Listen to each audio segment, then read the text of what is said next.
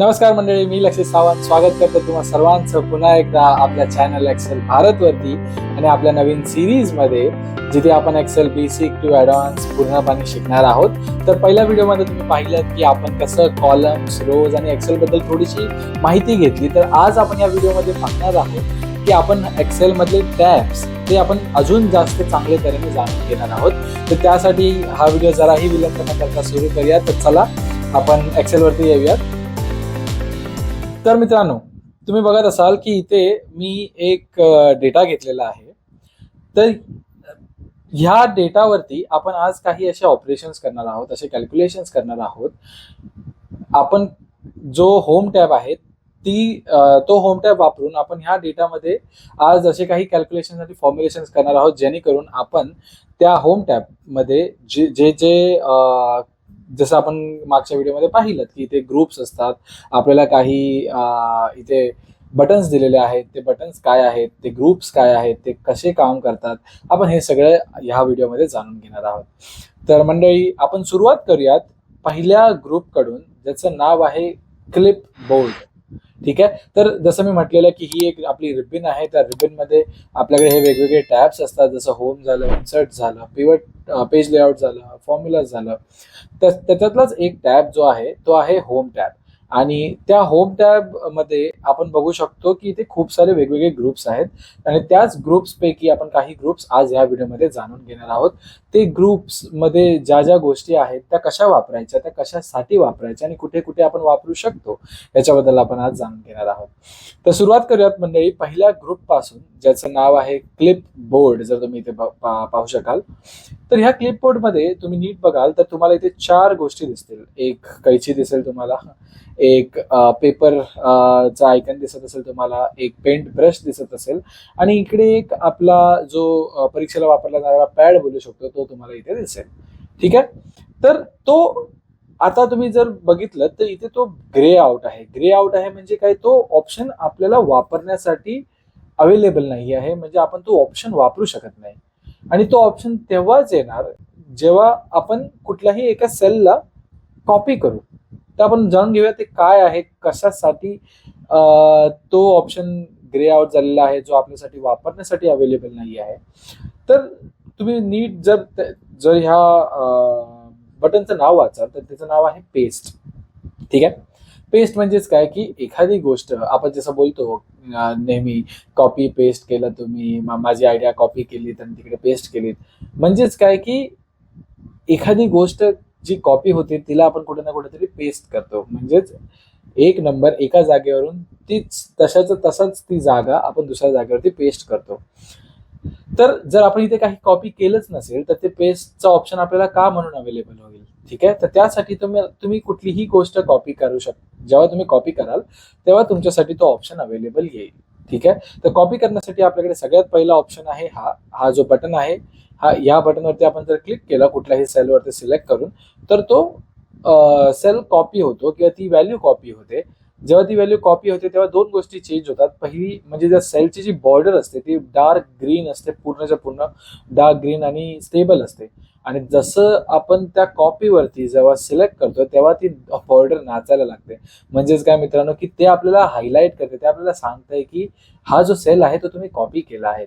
आणि दुसरं नोटिफिकेशन म्हणजे दुसरं आयडेंटिफायर किंवा दुसरी जी गोष्ट आहे जी आपल्याला कळून येते की आपण एक कुठली तरी सेल कॉपी केली आहे, ती म्हणजे की हा जो पेस्ट, जो परीक्षेला वापरला जाणारा जो पॅड आहे, तो इथे ग्रे आउट जो झालेला असतो तो आपल्याला वापरण्यासाठी इथे मिळतो. ठीक आहे. तर सगळ्यात पहिला आपण बघूयात ही कैची काय काम करते. त्याच्यानंतर कॉपीचा आता आपण बघितलंच आहे की ते कॉपी काय आहे, आणि त्याच्यानंतर आपण बघूयात की हे पेंट ब्रश काय आहे, आणि त्याच्यानंतर आपण त्या परीक्षेच्या पॅडकडे जाऊयात जी आहे पेस्ट. ठीक आहे.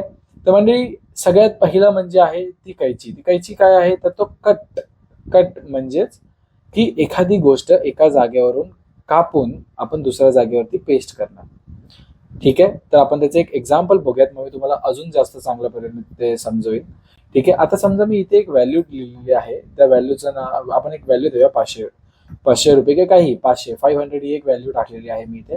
आता ही व्हॅल्यू मला इथून उचलून मला इथे आणायची असेल तर मी इथे पण 500 टाकू शकतो, पण मला तसं करायचं नाही. मला फक्त आणि फक्त ही जी व्हॅल्यू आहे कॉलम आय मध्ये I2 हा जो सेल आहे त्याच्यामध्ये जी व्हॅल्यू आहे ती उचलून मला M2 या सेलवरती आणायची आहे. तर त्याच्यासाठी मी हा कैचीचा वापर करू शकतो, या कैचीचा वापर करू शकतो. मी तो सेल सिलेक्ट करणार, त्या कैचीवरती क्लिक करणार, जेणेकरून तुम्ही बघाल जसं आपण पहिलं कॉपी केलेलं आणि जेव्हा ती लाईन नाचायला लागलेली तसंच जेव्हा मी कट केलं आहे तेव्हा ती लाईन नाचायला लागली आहे. आणि आता मी जेव्हा दुसऱ्या कुठल्याही सेलवरती जिथे मला ते ठेवायचं होतं तिथे जेव्हा मी जाणार आणि मी हा फक्त परीक्षेचा पॅड म्हणजे आपण आता त्याला पेस्ट बोलायला सुरू करूयात, पेस्ट जो आयकन आहे त्याच्यावरती जेव्हा मी क्लिक करणार तेव्हा ती व्हॅल्यू एका जागेवरून कट होऊन म्हणजे एका जागेवरून उचलून आपण दुसऱ्या जागेवरती आणलेली आहे. ठीक आहे मंडळी, परत एकदा ट्राय करूयात. मी आता Ctrl+Z ही कमांड देतो आहे, Ctrl+Z, जेणेकरून काय झालं, जी आता मी जे ऑपरेशन केलं, जी आता मी ऍक्शन केली तुम्ही म्हणू शकाल, म्हणजे एका जागेवरून दुसऱ्या जागेवरती जी व्हॅल्यू आणली ती परत रिव्हर्स करणं, म्हणजे आता जे पण मी स्टेप्स परफॉर्म केले त्याला परत मागे करणं, त्याच्यासाठी आपण वापरतो Ctrl+Z, जेणेकरून आता जे आपण परफॉर्म केलं ते परत मागे येतं.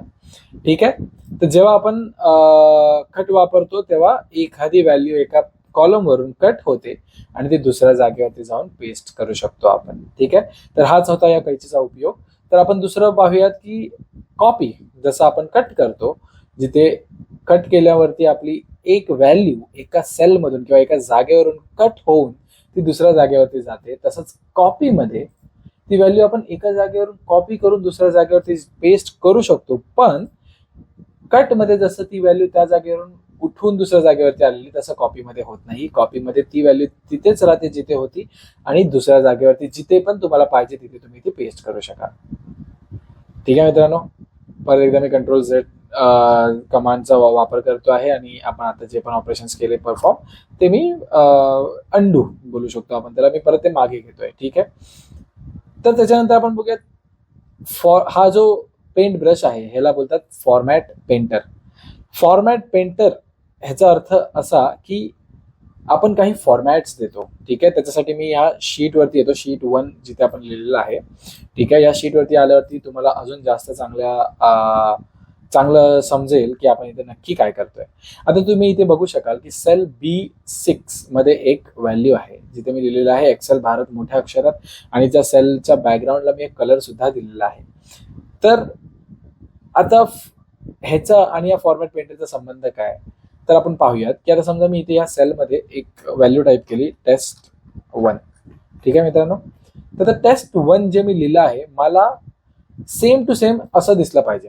म्हणजे एक्सेल भारतचा जो फॉन्ट आहे, ज्याची साईज आहे, जो एक्सेल भारत फॉन्टचा कलर आहे आणि त्या फॉन्ट आणि त्या सेलचा जो कलर आहे तो मला सेम टू सेम इथे आणायचा असेल तेव्हा मी हा फॉर्मॅट पेंटरच्या ऑप्शनवरती सिलेक्ट करणार. म्हणजेच मी काय करणार, मला ज्या सेलमधून फॉर्मॅटिंग म्हणजेच काय की हे जे आपण फॉन्ट साईज वाढवली आहे, म्हणजे सेलला बॅकग्राऊंड कलर दिलेला आहे, त्यालाच बोलतात फॉर्मॅटिंग. अजून खूप प्रकारच्या फॉर्मॅटिंग असतात पण ही बेसिक फॉर्मॅटिंग आहे. तर ही फॉर्मॅटिंग मला उचलून हे जे test1 जे लिहिलेलं आहे या कॉलममध्ये त्याला मला द्यायचं आहे. तर त्याच्यासाठी मी काय करणार, जिथून मला फॉर्मॅटिंग घ्यायची आहे मित्रांनो त्या सेलवरती मी क्लिक करणार. त्याच्यानंतर हा पेंट ब्रश जो फॉर्मॅट पेंटर ज्याला बोलतात त्याच्यावरती मी क्लिक करणार आणि त्यानंतर जी माझी व्हॅल्यू आहे ज्याला मला सेम फॉर्मॅटिंग द्यायची असेल त्याच्यावरती मी सिलेक्ट करणार. जेणेकरून काय झालं, ही जी फॉर्मॅटिंग होती cell background colour, font size, हे सगळं हुबेहूब त्यांनी कॉपी करून इथे पेस्ट केलं. पण व्हॅल्यू जी आतमधली होती ती बदलली नाही. ती माझी जी test1 जे मी दिलेलं होतं ते test1 राहिलं आणि इथे जे मी एक्सेल भारत लिहिलेलं ते तसंच राहिलं मित्रांनो. ठीक आहे, तर असं काही तुम्ही त्या फॉर्मॅट पेंटरचा वापर करू शकाल.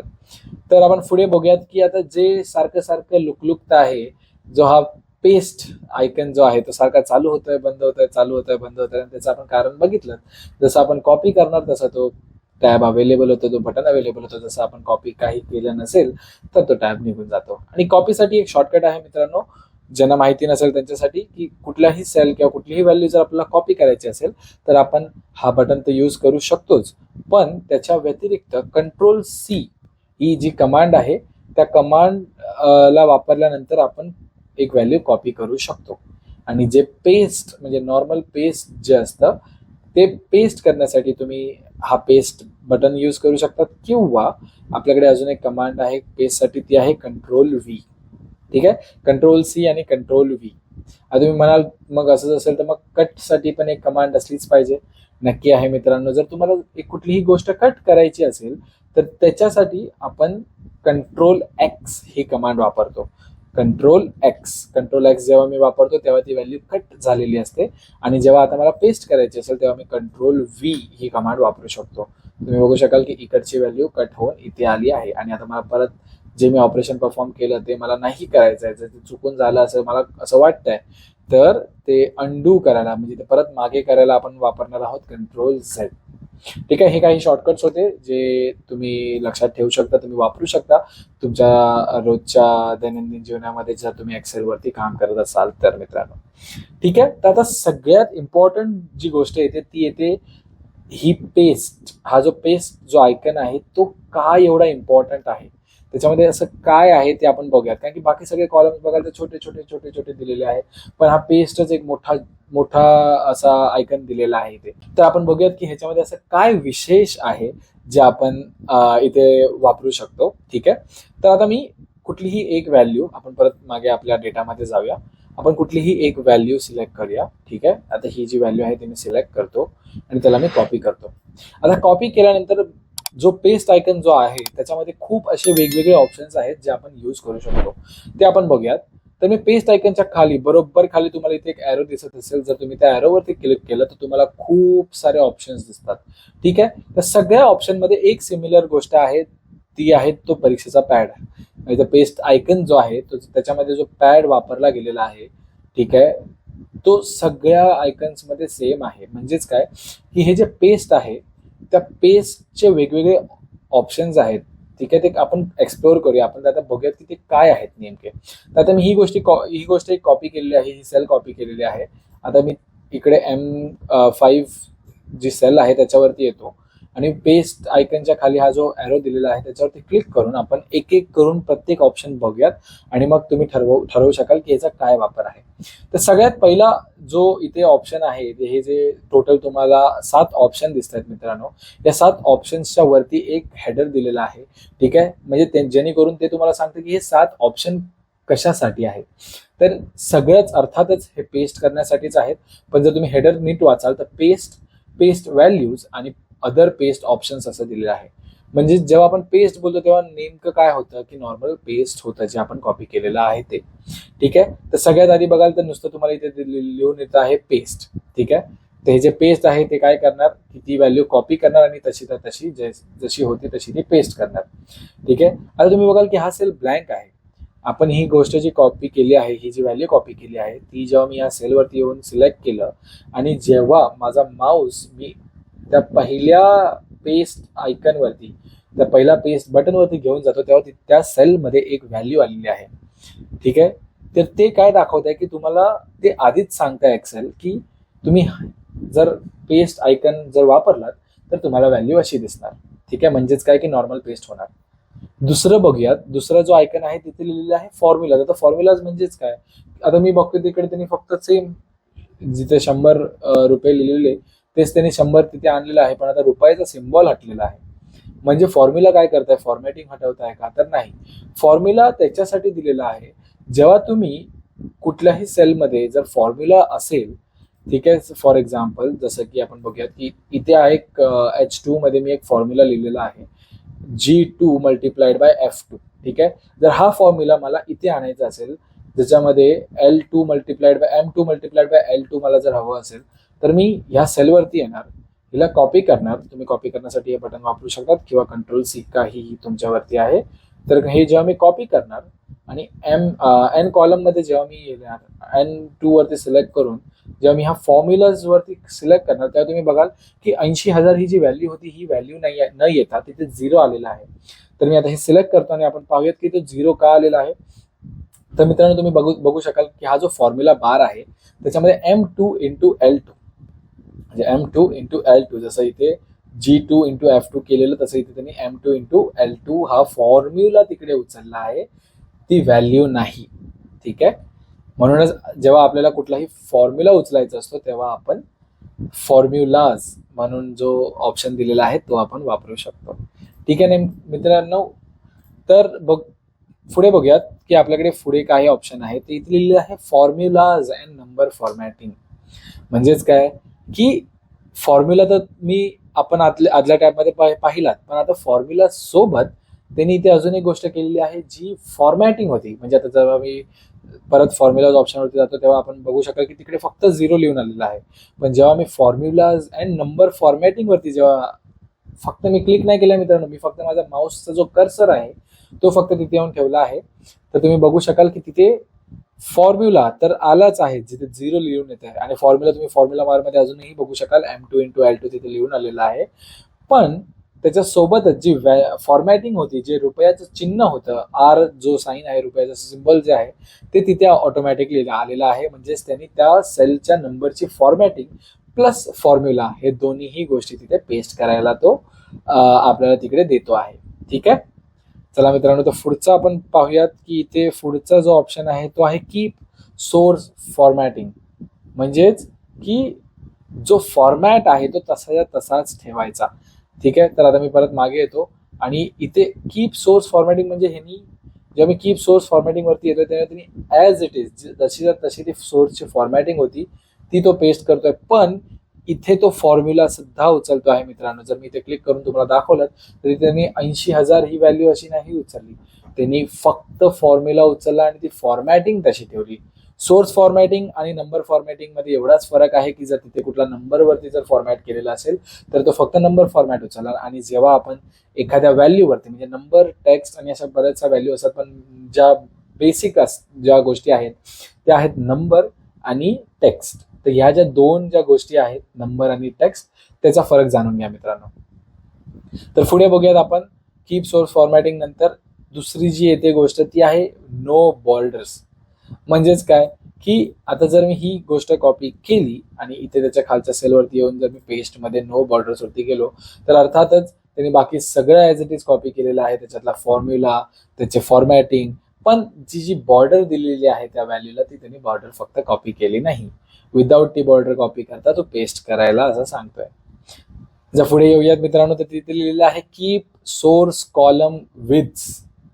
म्हणजे आता तुम्ही पाहू शकाल जेव्हा मी नो बॉर्डर्स वरती परत जातो तेव्हा एन कॉलम जो आहे तो नीट बघा मित्रांनो, तो तुम्हाला छोटा दिसत असेल, पण जेव्हा me keep source column width वरती जेव्हा सिलेक्ट करतो तेव्हा त्या कॉलमची विड्थ म्हणजेच काय, त्या कॉलमची रुंदी जी आहे, ठीक आहे, ती वाढलेली आहे नेमकी तेवढीच जेवढी एच कॉलम मध्ये आहे. ठीक आहे. तर तुम्ही हे तुमच्या परीने वापरू शकतात. खूप फायदे आहेत याचे, ज्याला जसं वापरायचं आहे तसे हे ऑप्शन्स आपण वापरू शकतो. तर त्याच्यानंतर आपण बघूयात की इथे एक ऑप्शन दिलेलं आहे, त्याला लिहिलेलं आहे ट्रान्सपोज. आता नेमकं ट्रान्सपोज म्हणजे काय, तर मी तुम्हाला सोप्या भाषेत सांगायचं म्हणजे ज्या गोष्टी उभ्या आहेत त्यांना आडवं करणं आणि ज्या गोष्टी आडव्या दिसत आहेत त्यांना उभं करणं, त्यालाच बोलतात ट्रान्सपोज. म्हणजेच की आता समजा मी ह्या 3 व्हॅल्यू जर मी इथे सिलेक्ट केल्या 100, 500, 100, आणि जर मी इथून ह्या जेव्हा मी कॉपी करतो, ठीक आहे, Ctrl+C आणि Ctrl+V, तर त्या तशा कॉपी होतात, जसं त्या उभ्या होत्या तशाच त्यांनी कॉपी केलं. पण जर मला त्या एका आडव्या लाईनीमध्ये हव्या असतील, एका रो मध्ये हव्या असतील, कॉलम मध्ये नाही, तर मी जेव्हा पेस्ट कॉपी करतो तेव्हा मी पेस्ट वरती जातो आणि मी ट्रान्सपोर्टचा ऑप्शन जेव्हा सिलेक्ट करणार त्या तुम्ही बघू शकाल की त्या उभ्या पेस्ट न होत्या त्या आडव्या पेस्ट होत्याने आपल्याला दिसत आहे. ठीक आहे मित्रांनो.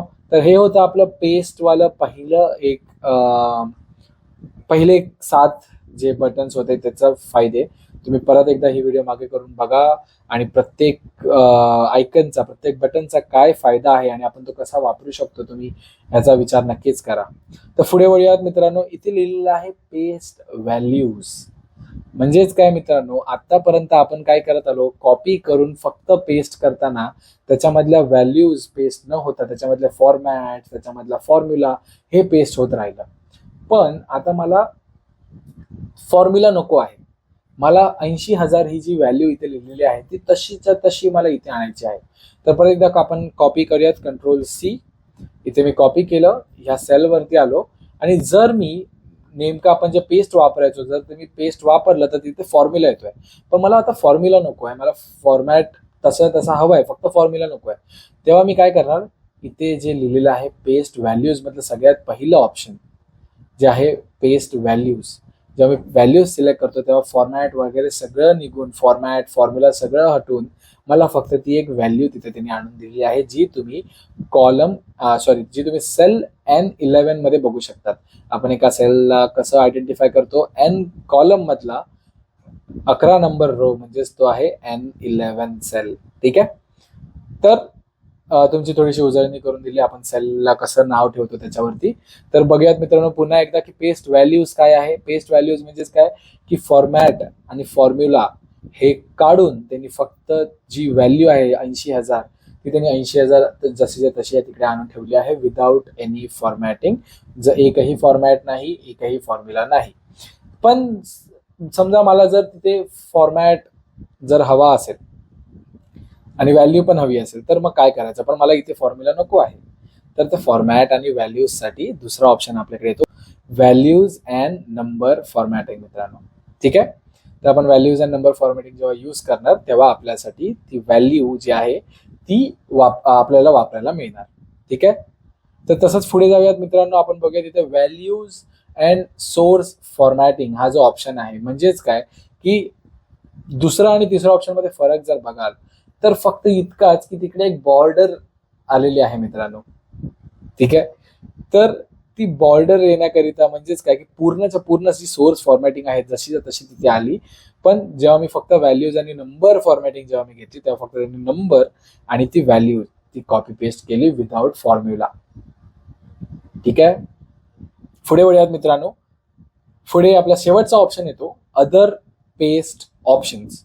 अदर पेस्ट ऑप्शन्स म्हणजेच काय की आपण नॉर्मल पेस्ट बघितलं, आपण पेस्ट व्हॅल्यूज बघितलं, आता इथे 4 असे वेगवेगळे ऑप्शन्स दिलेले आहेत. तर आपण एक एक करून पाहूयात. पहिलं आहे फॉर्मॅटिंग.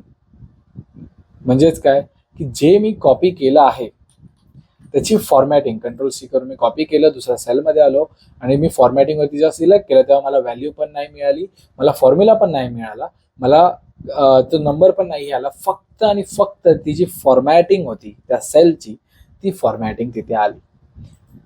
ठीक आहे, आता जर मी इथे काही व्हॅल्यू दिली तर मला पाहू शकाल की त्या नंबरला एक चिन्ह येते जे आपलं इथे रुपीचं चिन्ह जे होतं ते तसं आपल्याला इथे आले, म्हणजेच आपण व्हॅल्यू फॉर्मॅटिंग जी होती ती आपण इथे केलेली आहे. ठीक आहे, तर मी पुन्हा एकदा हे कॉपी करतो, कंट्रोल C दुसऱ्या सेलवरती सिलेक्ट करतो आणि इथे पाहू शकाल की आपण पहिलं केस ठेवलेलं आहोत फॉर्मॅटिंग. आता पुढचा जो ऑप्शन आहे तो आहे पेस्ट लिंक. पेस्ट लिंक म्हणजेच काय झालं मित्रांनो की त्यांनी त्या सेलची लिंक जी होती ती पेस्ट केली आपल्या N16 जो सेल आहे त्याच्यावरती. ठीक आहे, तर जेव्हा मी इथे सिलेक्ट करतो, सॉरी N16 नाही N15 सेलवरती जेव्हा मी इथे सिलेक्ट करतो तेव्हा तुम्ही फॉर्म्युला बार मध्ये बघू शकाल की H2 म्हणजेच काय हा जो सेल होता याची लिंक त्यांनी इथे तयार केलेली आहे जेव्हा मी पेस्ट लिंकचा ऑप्शन जेव्हा मी सिलेक्ट केला. ठीक आहे मित्रांनो, तर मी एस्केप दाबतो एकदा. तर आपण जेव्हा एखादी गोष्ट कॉपी करतो आणि पेस्ट लिंक वरती जेव्हा सिलेक्ट करतो तेव्हा काय होतं, त्या सेलची जी लिंक असते ती तिथे येऊन पेस्ट होते. पुढचा ऑप्शन बघूया, सेकंड लास्ट ऑप्शन आहे पिक्चर. पिक्चर म्हणजेच काय, तो जो सेल आहे त्याचा एक फोटो त्यांनी स्नॅपशॉट घेतला छोटासा, जसा आपण मोबाईलमध्ये स्क्रीनशॉट काढतो तसा त्यांनी एक स्नॅपशॉट घेतला आणि तिथे आणून त्यांनी ठेवला, बस इतकंच. आणि पुढे जे आहे लिंक्ड पिक्चर. ठीक आहे, लिंक्ड पिक्चर म्हणजेच काय की उद्या इथे ही जी पिक्चर आहे ती ह्या गोष्टीला लिंक्ड आहे, म्हणजे ती गोष्ट जशी जशी बदलणार तसा तसा तो जो पिक्चर आहे तो बदलणार. आणि ह्याच्या आधीचा जो ऑप्शन होता पिक्चरचा, जर मी परत एकदा तुम्हाला दाखवलं इथे पिक्चर. ठीक आहे, जर मी इथे पिक्चर आणलं आणि हे इथे ठेवलं. ठीक आहे मित्रांनो, तर आता काय होणार, जेव्हा मी इथे 7,000 लिहिलं तर इथे मी 5,000 लिहितो, तर 5,000 ही जी इकडची व्हॅल्यू होती ती बदलली पिक्चर मध्ये. पण ही जी हा जो पिक्चर होता, हा जो पिक्चर आपण कॉपी केला त्या पिक्चर मधली व्हॅल्यू बदलली नाही, कारण आपण एक स्क्रीनशॉट असा काढला जो तसाच्या तसाच राहतो आणि एक स्क्रीनशॉट असा काढतोय जसं जसं तिथे माझं काही चेंज होत आहे तसं तसं तो स्क्रीनशॉट तिथे आपल्याला बदलताना दिसतो आहे. ठीक आहे, तर मित्रांनो आजसाठी एवढंच होतं. आपण एक क्लिपबोर्डचा हा ग्रुप बघितला आहे. अपेक्षा करतो तुम्हाला ही व्हिडिओ खूप बोरिंग तर नक्कीच वाटली नसेल, पण तुम्हाला खूप काही शिकण्यासारखं मिळालं असेल. या छोट्या छोट्याच गोष्टी आहेत मित्रांनो, ज्या आपण जर पण बारीक लक्ष देऊन जर शिकल्यात तर पुढे जाऊन आपल्याला खूप मोठ्या मोठ्या गोष्टी करायला इझी होतं. ठीक आहे. तर मंडळी अपेक्षा करतो ही व्हिडिओ तुम्हाला खूप आवडली असेल आणि मी मुद्दामून आजच्या व्हिडिओमध्ये एवढा वेळ घेतला आणि तुम्हाला फक्त आणि फक्त एक क्लिपबोर्ड जो ग्रुप होता तो शिकवण्यासाठी मी हा वेळ घेतला आहे. कारण ह्या ज्या छोट्या छोट्या गोष्टी आहेत एक्सेल मधल्या, त्या जर आपण एकदा शिकल्या तर त्या पुन्हा पुन्हा शिकण्याची गरज नसते. कारण की ह्या छोट्या गोष्टी आपण नेहमीच्या वापरामध्ये आणतो आणि त्याची प्रॅक्टिस आपल्याला स्वतःहून होते. पण ह्या गोष्टी शिकणं तेवढंच गरजेचं आहे, कारण जेव्हा आपण उद्या जाऊन एक्सेलवरती मोठ्या मोठ्या गोष्टी किंवा मोठे मोठे सेल ऑपरेशन्स कॅल्क्युलेशन जेव्हा परफॉर्म करू तर ह्या गोष्टी आपल्या डोक्यामध्ये पहिल्यापासून फीड ज्या होतात, आपण ज्याला बोलतो, ज्या आपल्या बॅक ऑफ द माइंड जाऊन बसतात आणि ऑटोमॅटिकली जेव्हा गरज लागते तेव्हा पुढे येतात. त्याच्यासाठी ह्या गोष्टी खूप गरजेच्या आहेत शिकण्यासाठी. म्हणूनच मी खूप वेळ घेऊन या गोष्टींबद्दल तुम्हाला सांगणार आहे, एक एक माहिती तुम्हाला देणार आहे, जेणेकरून ही व्हिडिओ एकदा पाहाल तर त्याच्यानंतर तुम्हाला परत एकदा ही व्हिडिओ पाहायची गरज नसेल आणि तुम्ही सहजरित्या हे जे ऑपरेशन आता परफॉर्म केले पेस्ट वरती किंवा बाकी ज्या आपण कट कॉपी आणि फॉर्मॅट पेंटर आणि पेस्ट जे ऑप्शन बघितले ते तुम्हाला आता नेहमी लक्षात राहतील.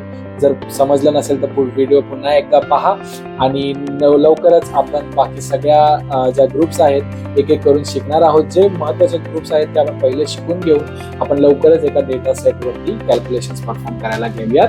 अपेक्षा करतो ही व्हिडिओ तुम्हाला नक्की आवडली असेल मित्र परिवारांसोबत शेअर करा, ज्यांना या व्हिडिओची गरज आहे असं तुम्हाला वाटतं, आणि असंच तुमचं प्रेम बरकरार राहू द्यात. आजच्या व्हिडिओसाठी एवढंच.